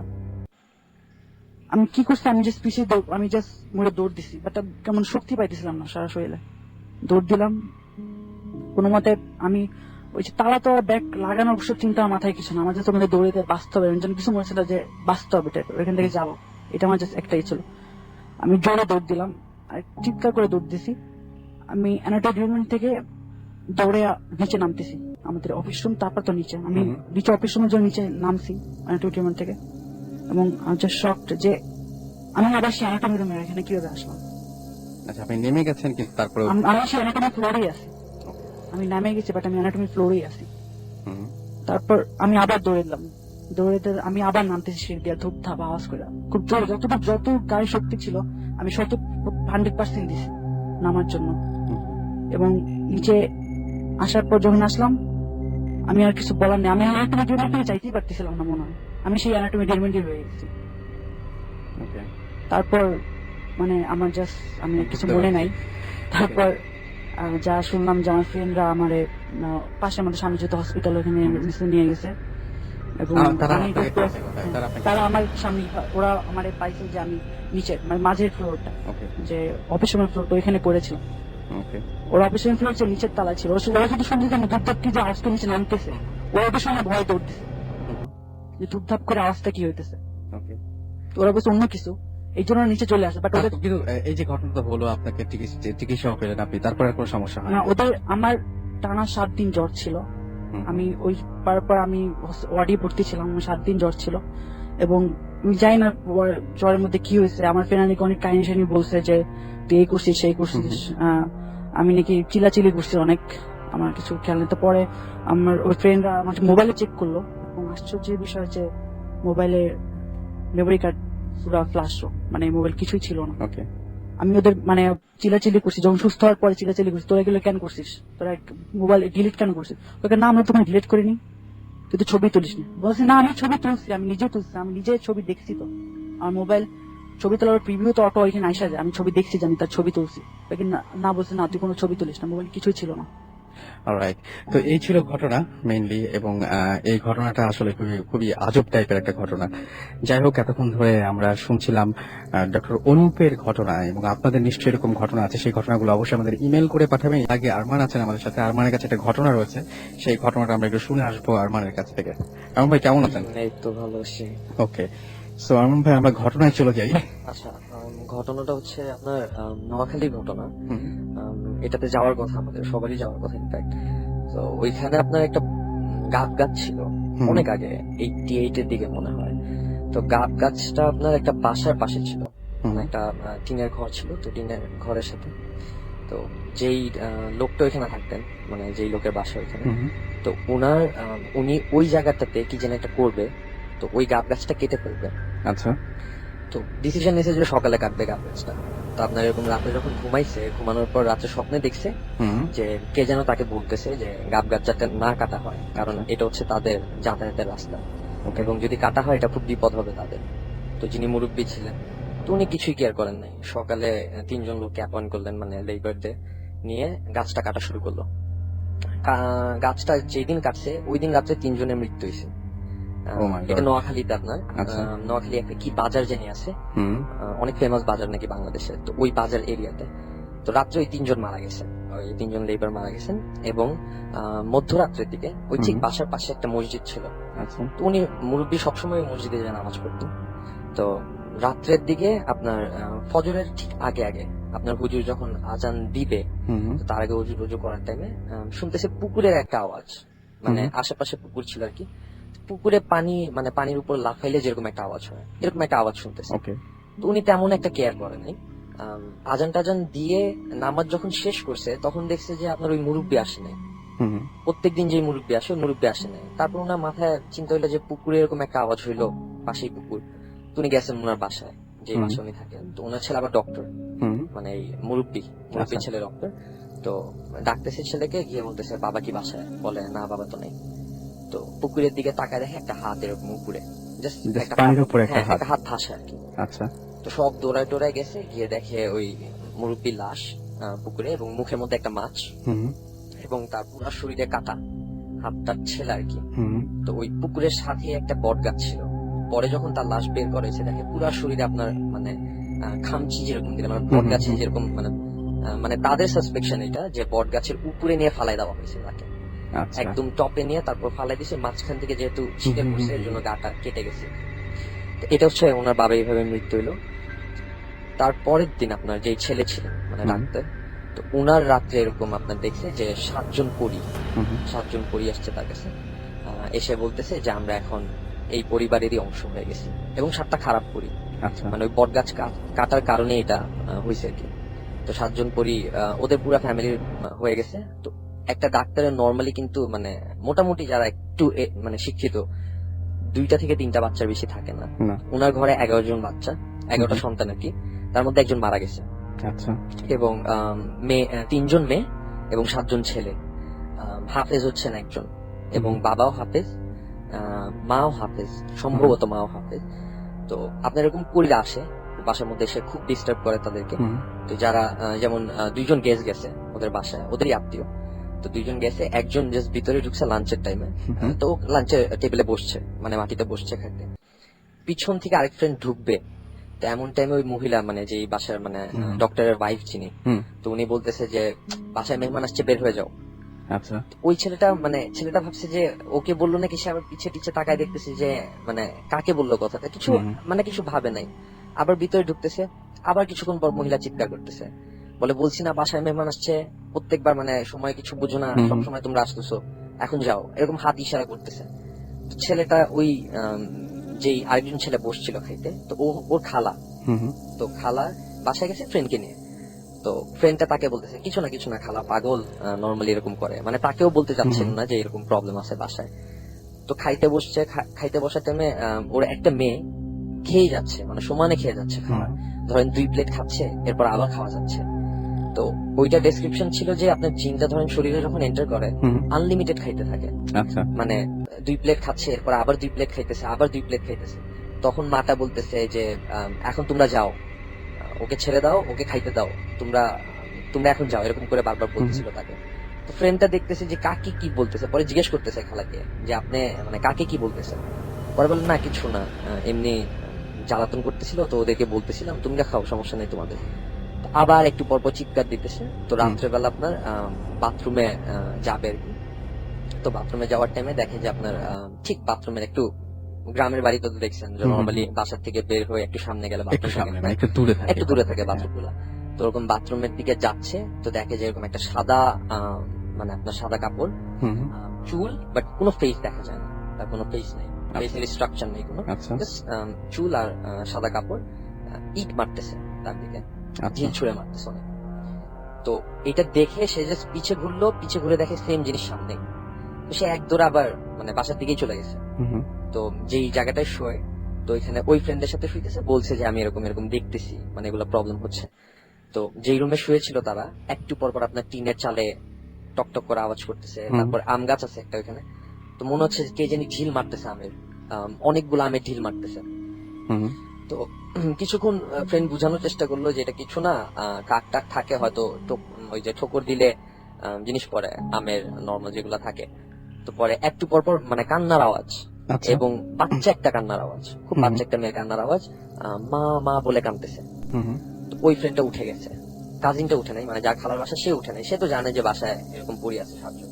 তো ওই ফ্রেন্ডটা উঠছে, উঠে যেই রুমে বাকিরা ঘুমায়, আস্তে করে তাদের দরজার সামনে কান পাচ্ছে যে ওই রুম থেকে কেউ ফাইজলামি করতেছে নাকি। তো ওই বাসায় একজন নানি আছেন, তো নানি বলতেছে তোরা সময় কিছু বুঝিস না, যখন তখন জ্বালাতন করতে আসোস, দিন দুপুর নাই রাত নাই, এরকম চিৎকার দিতেছে নানি। তো ছেলেটা যখন এইটা শুনছে যে ওই রুমের কেউ না, নানি উঠে এরকম চিল্লাচ্ছে, তখন এই ফ্রেন্ডটা তাকে বললো যে পুরা কাহিনী তাকে বললো যে আপনার ওই গাব গাছ কাটার পর থেকে 7টা জিন ভর করে এবং ওই টোটাল 10 জন ছেলে মেয়ের উপরে ভর করে। ধরেন আপনার হঠাৎ করে ছেলেরা খাচ্ছে বা বসে আছে, যে তাদের মধ্যে যে হাফেজ তার কোনো ক্ষতি হয় না, আচ্ছা এবং মা যেহেতু আপনার মাও হাফেজ বাবাও হাফেজ, তাদের কোনো ক্ষতি হয় না। তো তাদের ডেসক্রিপশন হচ্ছে যে যেহেতু তারা কোরআন শরীফ মুখস্থ করা, তারা খারাপ জিন মানে এগুলা খারাপ করি যদি এই হাফেজ গুলা না না হতো, তারা নর্মাল যদি না হতো তাহলে ক্ষতি ডেফিনেটলি করতো।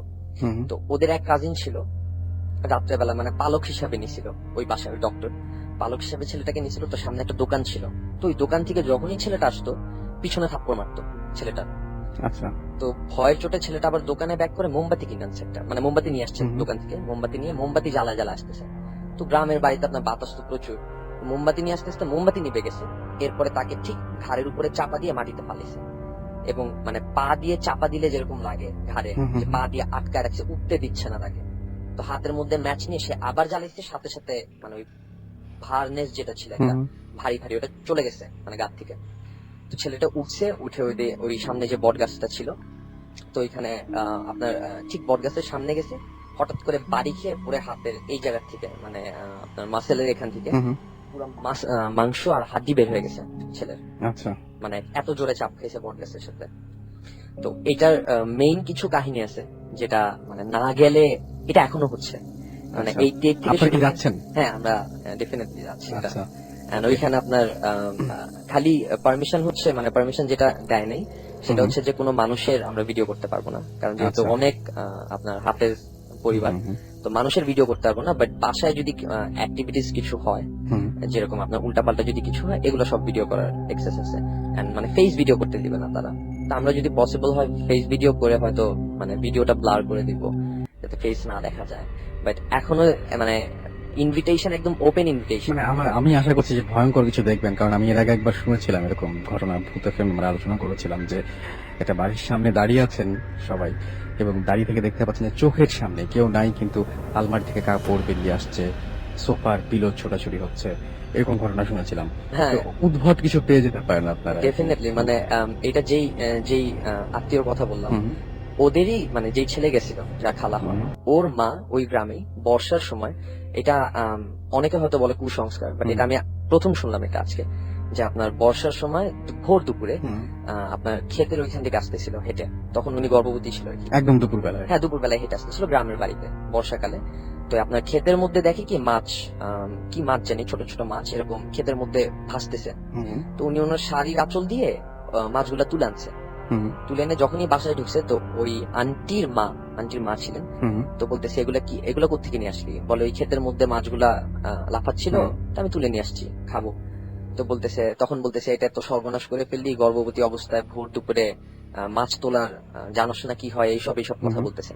তো ওদের ওইখানে মানে এটা নাকি গ্রামে বলে আর কি, যে আপনার ভোর দুপুরে নাকি মাছ তুললে এরকম গর্ভবতী মা যদি থাকে, এটা নাকি আপনার খারাপ কিছু একটা ধরে। আচ্ছা। তো উনি আন্টি তেমন একটা কেয়ার করেন এটা। তো উনার যখন ডেলিভারি হয়, বাচ্চাটা মরা পয়দা হয়, মানে বাচ্চাটা মারা যায়, প্রথম বাচ্চা উনার মারা যায়। তো ওনারা ঢাকায় ব্যাক করেন, ঢাকায় ঠিক আমাদের বাসার সামনে একটা বাসা আছে, ওইখানে থাকেন। তো সেকেন্ড বাচ্চা যখন হয়, তখন উনি দেখে আপনার উনি দেখে এটা যার সাথে ঘটে, মানে সেই দেখতেছে আর কি, যে একটা মানুষ কোনো মাথা নাই, এবং তার চোখ দুইটা বুকে, ওই মানুষটার পুরুষ আর কি একটা, এবং তাকে মারতে আসতেছে, আর লিটারেলি তার গলা চাপ দেয়, মানে তাকে হত্যা করতে যায় আর কি। তো উনি মনে মনে সূরাগুলা পড়ে, দোয়া দুরূদ পড়ে, তখন তাকে ছেড়ে দেয়, হালকা একটু রিল্যাক্স ফিল করে অজ্ঞান হয়ে যায়। তো এটা ওনার হাজবেন্ডকে বলতেছে। হাজবেন্ড যখন হাজবেন্ড বলে কি হয়েছে, বলে ওই যে ওইখানে বসে আছে, দেখায় হাজবেন্ডকে যে ওনাদের বাসাটা একটা টিনের বাসা এখন যেখানে থাকে। তো বলতেছে ওই যে টিনের উপরে বসে আছে, আমি দেখতেছি তাকে। ইভেন বাথরুমে যেতে গেলে আপনার মানে একদম দেখে, চোখের মধ্যে দেখে বাথরুমের সামনে দাঁড়ায় আছে, মানে কি সেই গলা ছাড়া? হ্যাঁ, গলা ছাড়াটাই মানুষটা, মানুষ বা কিছু একটা দেখে। হ্যাঁ, ওনার কথা হচ্ছে মানে ওনার ডেসক্রিপশন হচ্ছে মানুষ, একদম পুরো একটা মানুষ দাঁড়ানো, কিন্তু গলা নেই, এবং তার চোখ আছে, বাট চোখগুলো বুকের সাইডে, কোনো মানে আপনার কোনো মাথা নাই, এরকম দেখতেছে। আবার যখন একটু সামনে যেতে যায়, আবার গলা চাপিয়ে ধরে ওনার। তো উনি ওই ভিতরে সূরাগুলা পড়ে, দোয়া দুরূদ পড়ে। তো এরকম প্রায় অনেক বছর কেটে গেল। কাঁদতে কাঁদতে ওনার যখন সেকেন্ড টাইম মানে আপনার বেবি হয় ওনার, তো তখন বেবি সুস্থই হয়েছে, আল্লাহর রহমতে 2টা বেবি হয়েছে। হুম, তো আপনার বেবিদেরকে মারার জন্য আসছে, বাচ্চাদেরকে। হুম, ওই উনি দেখতেছে, ধরেন রুমের মধ্যে বসে আছে, বাচ্চারা ঘুমাচ্ছে, তো দেখতেছে ওই মাথা সারা মানুষটা আসতেছে। উনি তখন আবার দোয়া দুরূদ পড়লো। তো করে ওনাদের বাসার সামনে এক মহিলা ছিলেন, তো উনি বলছে এক কবিরাজ আছেন, তো ওনার কাছে নিয়ে যাই, আপনি ওনার কাছে ট্রিটমেন্ট করায় নেন। তো ওই কবিরাজের কাছে নেওয়ার পর ওই কবিরাজ আপনার একটা ওনাকে বলতেছে আমি একটা তাবিজ দিব আপনাকে, হুম, এটা থাকবে আপনার সাথে, যখন সুস্থ হবেন তাবিজ আর থাকবে না আপনার সাথে। মহিলাকে এই কথাটা বলে একটা তাবিজ দেয়। কয়েক মাস তাবিজটা ইউজ করার পর প্রবলেম মিটছে, ওনার হাতেই পড়েছিল এলবোতে, নিজেই দেখে একদিন তাবিজটা নাই, আর মানে ওনার সাথে নাই তাবিজটা। And এখন আন্টি মানে আল্লাহর মতো অনেক সুস্থ। ও, নিজেই দেখেন যে তাবিজটা হ্যাঁ, আলাদা তাবিজ হয়ে নাই, গেছে, ইভেন উনি খুলেও নাই তাবিজটা, একা একাই চলে একা গেছে একা তাবিজটা। মানে ওই কবিরাজি বলছিলেন যে আপনার তাবিজটা দিচ্ছি, যখন কিওর হবেন আপনি তখন তাবিজটা থাকবে না আপনার সাথে। হুম, হুম, মানে বলে নাই যে খুলে ফেলে দিয়েন, যেমন আমার হাতে যে কালো কাপড় ছিল, আমাকে হুম। বলছিল যে 2 বছর পর বা 3 বছর পর আপনি ফালাই দিয়েন কাপড়টা, বাট ওনার সাথে এরকম না। ওনাকে বলছিল যে আপনার এই যখন কিওর হয়ে যাবেন অটোমেটিক্যালি এটা চলে যাবে তাবিজটা হাত থেকে। আর আন্টির সাথে আজকে মানে আমি এখান থেকে ইনফ্যাক্ট এখানে আসার আগে দেখা করে আসতাম, পর আন্টি ঘুমায় গেছে, তো হুম। কালকে গিয়ে দেখা করে আসবো। ওকে, সো আমাদের এরকম ঘটনা চলতেই থাকবে। আমাদেরকে আরো একটা কথা সবসময় আমরা বলি যে রাতের বেলা যারা টয়লেটে যান বা ওয়াশরুমে যান, তারা কোনো সময়, আমি একবার অনেকবার বেশ কয়েকবার উল্লেখ করেছিলাম যে আয়নার দিকে তাকাবেন না বা গ্লাসের দিকে তাকাবেন না। হঠাৎ করে ঘুম ভেঙে কিছু একটা দেখলে হয়তো অনেক ভয় পাবেন, বা গ্লাস জাতীয় জিনিসের দিকে যদি থাকে ঘরে, সেদিকে না তাকানোটাই ভালো, যদি আপনার কোনো সমস্যা না থেকে থাকে আর কি। আমি এটা একটু আপনাদের কনফার্ম করে দিচ্ছি। আচ্ছা, গ্লাসের সাথে এই রিলেশনটা একটু বলবেন আপা আমাদেরকে? জিন জাতিদের কিন্তু আয়নায় ওদের মানে প্রতিবিম্বটা পড়ে না, হুম। আয়নার মানে রিফ্লেকশনে, কিন্তু কাচের ভিতর থেকে মানে এখানে যে কাঁচা রাখা হয়, ওরা যে জায়গা থেকে ওই শিপটা সেখানে পড়ে, আচ্ছা, প্রতিবিম্বটা সেখানে পড়ে, ওদেরকে দেখা যায়। যেমন আমি দেখেছি আমাদের বাসায় মানে কাচের শোকের যে গ্লাসটা ছিল সেখানে জিনটা যেখানে দাঁড়া থাকতো, ওই শেপটা আমি খুব স্পষ্ট ভাবে দেখতে পারতাম কাচের- কাচের ভিতর দিয়ে। আচ্ছা, আর তখন মানে হাত গুলা মুখ বেশ মানে ভালোভাবে মতো বোঝা যাচ্ছিল। আমি যখন শুধু দেখতাম, তার চেয়ে ভালো আমি দেখতে পেতাম ওই কাচের ভেতর দিয়ে। তখন আচ্ছা, আমি তখন এটা খুব ফলো করতাম আমি জিনিসটা। হুম, দেখতাম যে ওরা ঘোরাঘুরি করতেছে, মানে তখন আমি 2টা শোকেস প্রায় কাছাকাছি রেখে দিয়েছিলাম, যার জন্য আমাকে দেখতে সুবিধা হচ্ছিল আমার। আচ্ছা, এভাবে দেখে আমি খুব মানে আশ্চর্য হয়ে গেছি যে ওদের কাচের ভেতর থেকে স্পষ্ট ভাবে দেখা যায়। আচ্ছা। আমাদের এখানে আরমান ভাই যে আছেন এখনো পর্যন্ত, এবং তিনিও অনেক কিছু এক্সপিরিয়েন্স করেন। কেমন লাগলো আমাদের এক্সপিরিয়েন্স গুলো? অলমোস্ট কেমন লাগলো আপনার? হ্যাঁ, খুব ভালো লাগছে আমার। Okay. সো এমনিতে আরমান ভাই একটা ঘটনা বলছিলেন, উনি তো নারায়ণগঞ্জ থেকে আসছেন, আপনি বলছিলেন যে ওই এলাকারই একটা ঘটনা, যে আপনি বলছিলেন যে গাছ দিয়ে রক্ত পড়ার একটা ঘটনা নাকি যেন? হ্যাঁ, মুন্সিগঞ্জ থেকে। হ্যাঁ, মুন্সিগঞ্জের হ্যাঁ, exact। হ্যাঁ, আচ্ছা, এরকম আছে নাকি? হ্যাঁ, গাছ দিয়ে আচ্ছা, রক্ত পড়ে। আমি লিসনার যারা শুনছেন তাদেরকে বলি যে বিক্রমপুর। আমি এই ঘটনাটা একটু বলি। সেটা হচ্ছে যে আমি এটা আমি কিছুদিন আগে গেছিলাম। হ্যাঁ, আমি আরমান ভাইয়ের কাছে বাইরে এই ঘটনাটা শুনে আসলাম, এবং শুনে এসে উনি বললেন যেটা শেয়ার করবেন, এবং যে মুহূর্তে উনি বলছেন সেই মুহূর্তে আপনিও বললেন ইনফ্যাক্ট যে এরকম একটা ঘটনা আছে। কি ঘটনা একটু বলবেন? এটা এক্সাক্ট ঘটনাটা আমার মানে আচ্ছা, তাহলে আমি আপনার কাছে শুনি। আপনি আমি ঠিক একজন জানি না, আমি কিছুদিন আগে আমাকে মানে ওটা আমরা দেখতে গিয়েছিলাম আর কি, বিরাট বড় গাছটা, প্রায় কাটলেই রক্ত পড়ে আর কি। হ্যাঁ 7-8 জন ধরে ওটাকে মানে করতে পারবে না, এত বড় গাছ। আমরা একটু পরীক্ষা করে দেখি, কিন্তু আমাদের হাতে তো কিছু ছিল না সেই ধরনের কিছু, মানে আচ্ছা। যেটা কি মানে যদি ছুরি বা কিছু দিয়ে যে গর্ত করা হয় সাথে সাথে রক্ত পড়ে, হ্যাঁ, এবং মানুষের রক্ত পুরা। হ্যাঁ, হ্যাঁ, হ্যাঁ। এটা আমি আজকে সন্ধ্যার দিকে হুম, আমাকে একজন বললো আর কি নিয়ে যাবে। আচ্ছা, তো উনি থাকে ওইখানে, ওই মুন্সিগঞ্জের ওখানে। তো আমাকে বললো উনি নাকি এটা করছে এবং উনি দেখছে। এই কাহিনীটা সেম, আমি একটু আগে যে গাব গাছের যে কাহিনীটা বললাম নোয়াখালীর, ওইটাও সেম ছিল। ওইটাও যখন গাছ কাটছে তখন মানে মানুষের রক্ত বেরোইছিল, আর মুন্সিগঞ্জের টোসে। আমি এটা পরে দেখতে আমরা যাবো। সাহস করলাম না, থাক যদি বের হয় আমরা যদি অস্বাভাবিক কিছু দেখে, কারণ গাছটা দেখে আমরা ভয় পেয়ে গেছি। গাছটা একটা স্বাভাবিক। ভৌতিক গাছ। স্বাভাবিক। আমাদেরকে কাজী SMS করেছেন বগুড়া থেকে, এবং আমাদেরকে SMS করেছেন দেখতে পাচ্ছি তানভীর মিরপুর থেকে। তো আমার মনে হয় যে ঘটনা তো মোটামুটি আমরা অনেকগুলোই মানে শুনলাম। আপনার যদি কারো কোনো সমস্যা থাকে সেই সমস্যা নিয়ে আমাদের SMS করতে পারেন, লিখতে পারেন SHOUT শাউট স্পেস আপনার নাম স্পেস আপনার মেসেজ পাঠিয়ে দিতে পারেন 9840 নাম্বারে। আর এমনিতে যে সমস্ত ঘটনা মানুষ এক্সপেরিয়েন্স করে বা সমস্যাগুলো হয়, অনেকে বলেন এরকম যে না মানে দেখা যায় যে কোনো কিছু তাবিজ এগুলো করলে আবার অনেক সময় অন্য রিয়াকশনও হয়। হ্যাঁ, মানে আরো ঝামেলাতেও পড়তে পারে, যে হয়তো জিন বা যাদের জন্য তাবিজটা করলো তারা হয়তো খেপে গেল বা এরকম কিছু একটা। এরকম কি কখনো হয় যে ওরা আরো বেশি অত্যাচার শুরু করে দেয় তখন তাবিজের এফেক্টে? না, এটা আসলে ঠিক নয়। আমি আমার নিজের অভিজ্ঞতা বলি, যখন আমার সাথে তাবিজ ছিল না হুম। তখন আমার কিন্তু খুবই সমস্যা হয়েছিল। অনেকদিন আমার সাথে তাবিজ ছিল না, আমি ইচ্ছে করে রাখিনি। তখন আমার খুবই সমস্যা হয়েছিল। যখন আমি তাবিজ ইউজ করলাম তখন ওরা তাবিজ পড়লে হয় কি শরীর মানে ফ্রি একটা প্রোটেকশন, যেটা ওরা মানে শরীরে হাত দিতে পারে না, এটাই আচ্ছা। হলো সেই কথা। গায়ে হাত দিতে পারে না, এবং ওরা তো সাধারণত মানুষের মানে গায়ে হাত দিয়ে ক্ষতি করার চেষ্টা করে, আমি যেটা দেখেছি। আচ্ছা আর তাবিজটা পড়লে সেটা প্রোটেকশন দেয়, সুরক্ষা কাজ করে। আচ্ছা। সো মানে যেটা মনে হয় যে না, আসলে এরকম ভয় পাওয়ার কিছু নাই, না, ভয় সমস্যা পাওয়ার হলে কোনো কারণ নেই। সমস্যা কিন্তু হলে তাবিজটা হতে হবে মানে সঠিক ভালো কবিরাজের, বা সেই যেন কবিরাজ যেন ভালো হয়, সে কিছু জানে এবং সে যেন এবং অবশ্যই আপনার কথাটা আমি আরো একবার উল্লেখ করে দিব যে বারবার নিজেকেই কনফার্ম করতে হবে যে এটা হ্যাঁ। মনের ভুল কিনা। হ্যাঁ হ্যাঁ অবশ্যই। মনের ভুল সবচাইতে বেশি হতে পারে, তারপরে যদি কন্টিনিউয়াসলি ঘটনাটা ঘটে তাহলে বুঝতে পারবো যে কোনো হ্যাঁ, ঝামেলা আছে। সমস্যা আছে। জি, বলেন। আমি যেটা বলছিলাম যে ভালো একজন হুজুর বা পীর কবিরাজ যাই বলি না কেন, তাকে মানে সে সব কিনা দেখতে হবে, তার কার্য কর্মকাণ্ড ভালো কিনা, সে তার হাতে কাজ হয় কিনা, এই ধরনের কবিরাজ বা পীর সাহেবদের দিয়ে কাজ করানো যেতে পারে। আচ্ছা আপা, এমনিতে আমরা মাঝে মাঝে শুনি যে অনেকেই আমাদেরকে এসএমএস করেন, যে এটা আমরা যদি এর আগেও শুনেছি যে এটা কি আপনার ক্ষেত্রে হয়েছিল কখনো যে ঘরের ওয়েদার চেঞ্জ হয়ে যায় বা মানে গরম হয়ে যায় বা ঘর হ্যাঁ, হ্যাঁ, ঠান্ডা হ্যাঁ। হয়ে যায় বা সুগন্ধ বা দুর্গন্ধ, হ্যাঁ। এরকম ব্যাপারগুলো কি আমার করেছিল? ঘরে যেটা হতো সেটা হলো সবসময় ওই পরিবেশ আতর মাখতো, চারজন পরি ওরা এতটাই আতর মাখতো যে আমার ঘর, আমি যে রুমে থাকতাম সারাটা দিন সে আতরের গন্ধই থাকতো। আর আতরের এত কড়া তীব্র গন্ধ যে আমি সহ্য করতে পারতাম না, কিন্তু সেগুলি খুব সুগন্ধি, কিন্তু আমার সহ্য হতো না আর কি। ওরা যখনই আসতো দেখতাম যে খুব কড়া আতর মেখে আসতো, আর ওরা যখন আসতো ওরা সবসময় পায়ে নুপুর পড়তো। আচ্ছা। ওই দেখতাম যে নুপুরের আওয়াজ করতে করতে আমি তখনই বুঝতে ওরা আসতেছে। খুব মানে ওই যে বড় বা ভারী যে নুপুর গুলো আছে ওই ধরনের আওয়াজ, ওই ধরনের আওয়াজ করে হ্যাঁ, করতো। হ্যাঁ। আমার ভাই, আপনার যে ওই যে কালো কাপড় ইউজ করতেন ওইটা আপনার কখনো কোনো সমস্যা হয় না এমনিতে? না, কোনোদিন প্রবলেম হয়নি। বাট ফার্স্টের দিকে যেটা হতো যে মানে আপনার কালো কাপড়ে থাকলেও প্রেজেন্সটা ফিল করতাম, কমিউনিকেট করতে পারতাম না। হ্যাঁ, মুনিও সেটা বলছিলেন যে তাবিজ থাকতে তারপরে বুঝতে পারতেন যে না, এখানে তাবিজের তো কথা আছে, তাবিজ করলে প্রথম হয়তো 2-3 মিনিটের সমস্যা হয়, কিন্তু তারপরে আর সমস্যা কিন্তু হয় না। মানে বেসিক্যালি আমার কাছে যেটা মনে হয় মানে আমি তাবিজে খুব কম, মানে আমার পার্সোনাল একটা এক্সপিরিয়েন্স, আমি তাবিজে খুব কম বিশ্বাস করি। এটা হচ্ছে আপনার মানে পুরোপুরি মানে সবকিছুর উপরে হচ্ছে আল্লাহ। হ্যাঁ, And, অবশ্যই। মানে সবকিছুর উপরে যেমন আল্লাহ। আমার কাছে যখন তাবিজ দিছিল আমার কাছে, তো এটা তো আমি চিন্তা করতেছিলাম যে যায় না, বাট আমি যদি চাইতাম কমিউনিকেট করতে পারতাম, এরকম হতো ব্যাপারগুলো।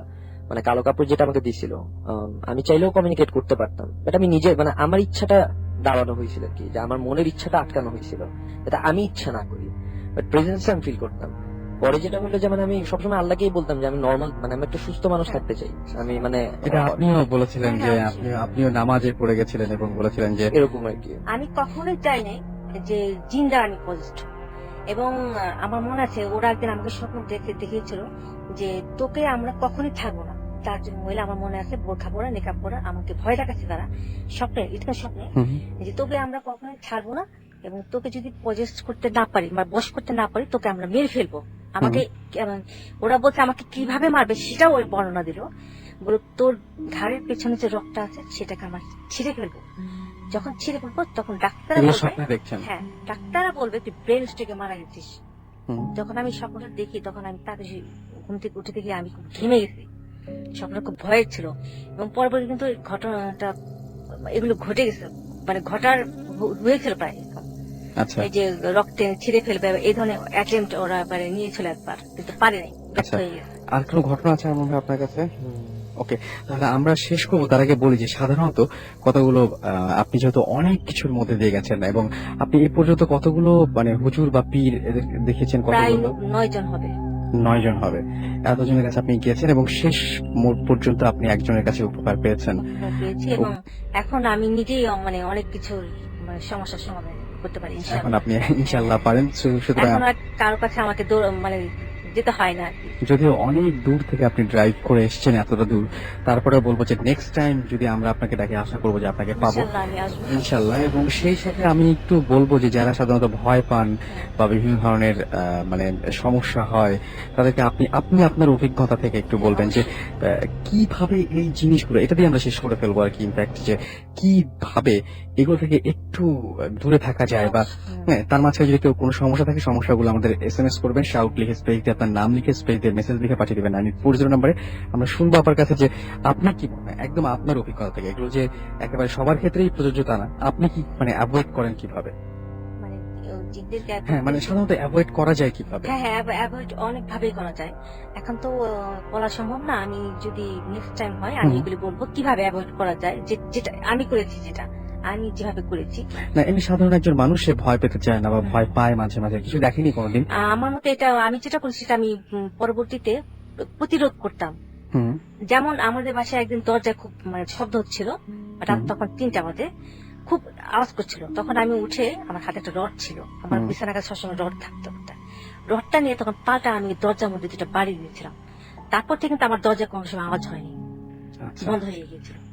আচ্ছা আমি যখন আওয়াজ করি তখন আমার হাজবেন্ড উঠে আসছে, যে সে অবাক হয়ে গেছে। তখন আমি খুব মানে খুব রেগে গিয়েছিলাম যে এইভাবে অনেকক্ষণ ধরে ওরকম নক করছিল, যে আমি এভাবে রড নিয়ে দাঁড়িয়ে আছি বা বাড়ি দিলাম কেন, কি জন্য। পরে তাকে আমি বুঝিয়ে বলছি যে এই ঘটনা আর কি। কিন্তু এরপর থেকে আমার দরজার সেই যে নক করাটা বা আঘাত করাটা সেটা বন্ধ হয়ে গেছে। ওকে। সো আমি একটু বলে দিই যে আমাদেরকে SMS করেছেন সাজ্জাদ